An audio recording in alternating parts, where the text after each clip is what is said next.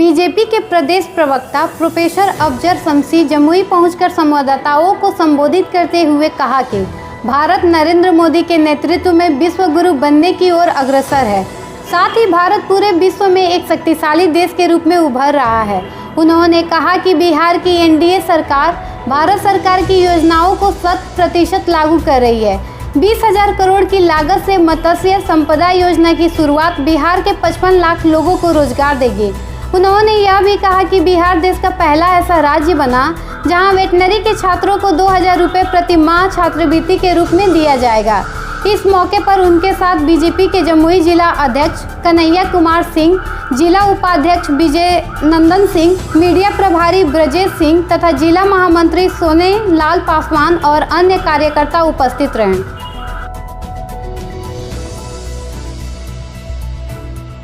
यानी कि क्वांटिटी के साथ साथ क्वालिटी एजुकेशन पर भी बिहार की सरकार ने जोर दिया है।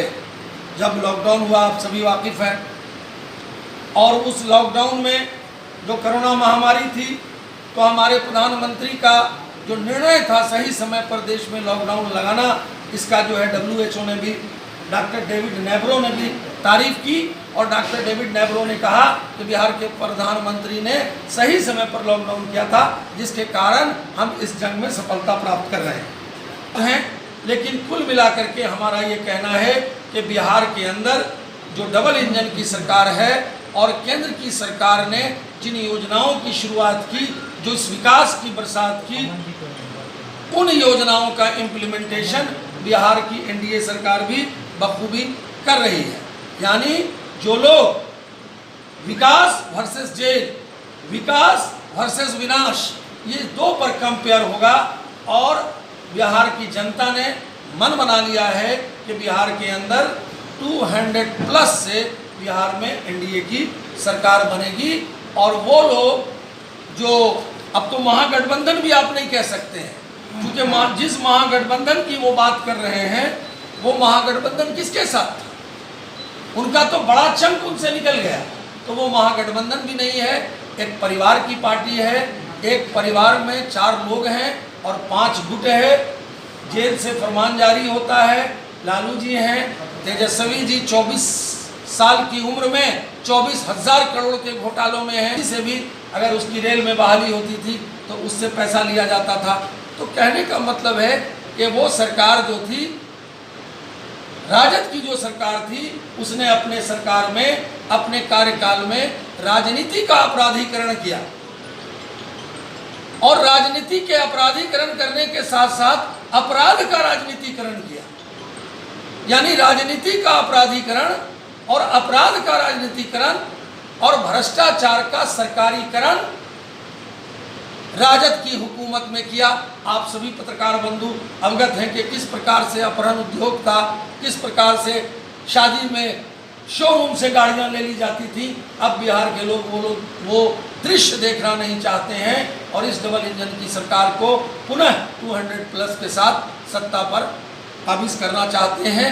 आज इसी बात के लिए, चूँकि पूरे देश में और बिहार में भी 80 जगह प्रेस कॉन्फ्रेंस हो रहा है और बिहार के भारतीय जनता पार्टी के भी कार्यकर्ताओं ने इसको सेवा दिवस के रूप में मनाया है।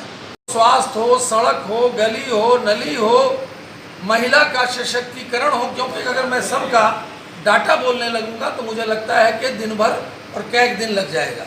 लेकिन कुल मिलाकर के महिला सशक्तिकरण की ओर जो केंद्र की सरकार ने, और 80 लाख बिहार की घरों में एलपीजी पहुंचा।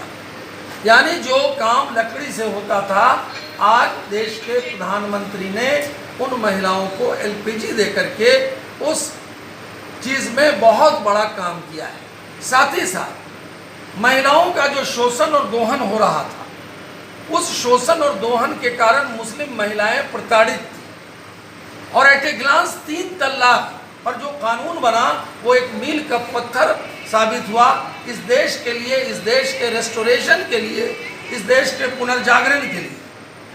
और जब मुस्लिम महिलाएं आगे आईं कि इस प्रकार की प्रताड़ना जब समाज में हो रही थी, तो भारतीय जनता पार्टी के जो कमिटमेंट्स थे, उस कमिटमेंट्स को भारतीय जनता पार्टी ने किया।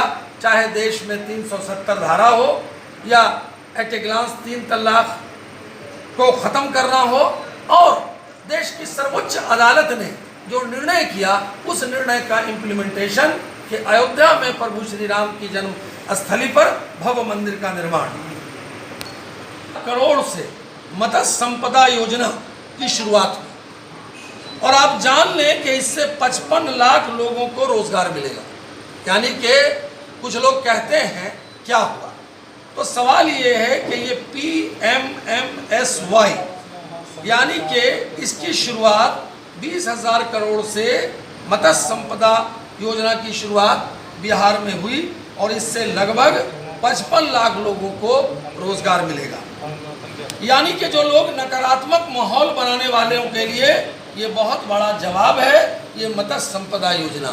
जो लोग निगेटिविटी पे विश्वास कर रहे थे, कह रहे थे क्या हुआ, आज जो लोग बिहार से बाहर 20 लाख लोग आए उनके लिए केंद्र की सरकार ने उनके भोजन की व्यवस्था की।